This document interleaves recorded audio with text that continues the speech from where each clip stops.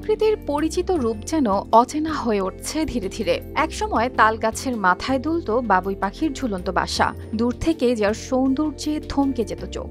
অথচ আজ ঝিনাইদহের সড়কের ধারের বাবলা গাছেই দেখা মিলছে সেই ঝুলন্ত বাসা।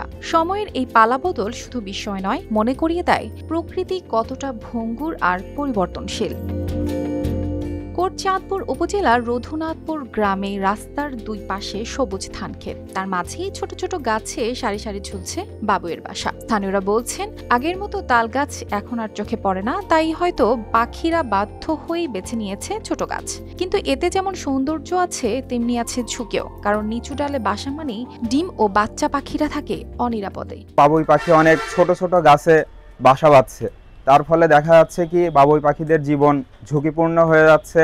বাবুই পাখিদের বাসা মানুষ সহজে হাতের নাগালে পাওয়ার ফলে বাবুই পাখির বাসা নিয়ে চলে যাচ্ছে।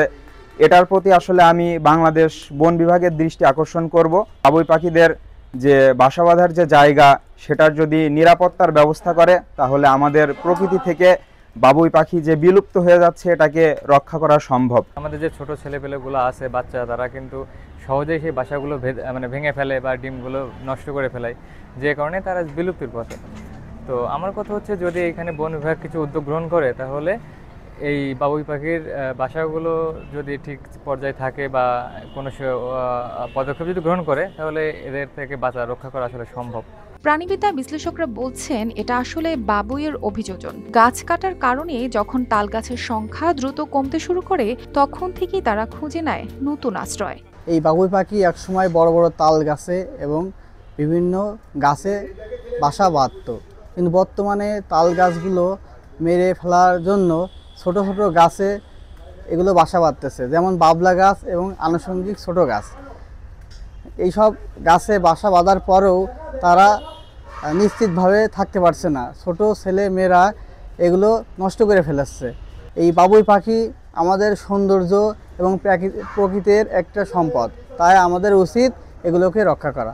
ওয়ালটন টেলিভিশন মাত্র 25,490 টাকায় পাচ্ছেন গুগল টিভি। আমাদের মাঠে বাবলা গাছে বাবুই পাখির বাসা বেঁধেছে।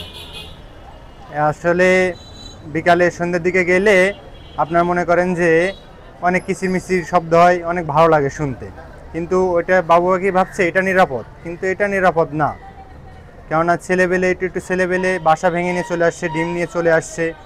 আমাদের গার্জেনদের যারা আছে, এদের সবসময় সতর্ক রাখতে হবে যাতে এগুলো না করে ছেলেপেলে। ঝিনাইদহের রামনগর, কালীগঞ্জের বারোবাজার বা কোটচাঁদপুর সবখানি একই দৃশ্য দেখা যাচ্ছে। পুরুষ বাবুই পাখি ভালোবাসা আর পরিশ্রম মিশিয়ে বানাচ্ছে বাসা, তারপর গান গেয়ে ডাকছে স্ত্রী পাখিকে। স্ত্রী পাখিরা ঘুরে ঘুরে দেখে কোন বাসা সবচেয়ে সুন্দর। যে বাসা পছন্দ হয়, সেই পুরুষের সঙ্গেই গড়ে ওঠে সম্পর্ক, ডিম পাড়ে, বাচ্চা ফোটে। কিন্তু যদি কোনো বাসা তাদের পছন্দ না হয়, পুরুষ বাবুই সেই বাসা গোড়া থেকে কেটে ফেলে, আবার নতুন করে বানায়।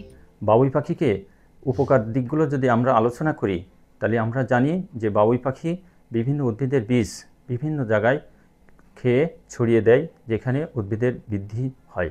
এছাড়াও ক্ষতিকর কীট পতঙ্গকে খেয়ে ফেলে।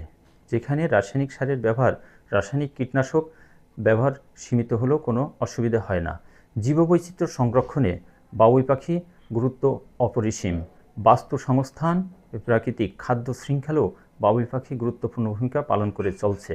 আমাদের দেশে এই বাবুই পাখির গুরুত্বর কথা স্মরণ করে আমাদের যে সমস্ত পদক্ষেপগুলো গ্রহণ করতে হবে, তা হলো গ্রামীণ অঞ্চলে এই সমস্ত নারকেল গাছ, তাল গাছ যাতে নিধন না হয়, জনসচেতনতা বৃদ্ধি করতে হবে।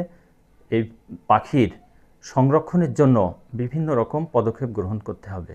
প্রকৃতি যেন এই ছোট্ট প্রাণীদের মাধ্যমে শেখাচ্ছে, বারবার ভেঙে পড়লেও নতুন করে শুরু করতে হয়। বাবুইরা একসঙ্গে 3 ধরনের বাসা বানায়, একটি বিশ্রামের জন্য, একটি প্রতিরক্ষার জন্য, আর আরেকটি বংশ বিস্তারের জন্য। News desk, RTV।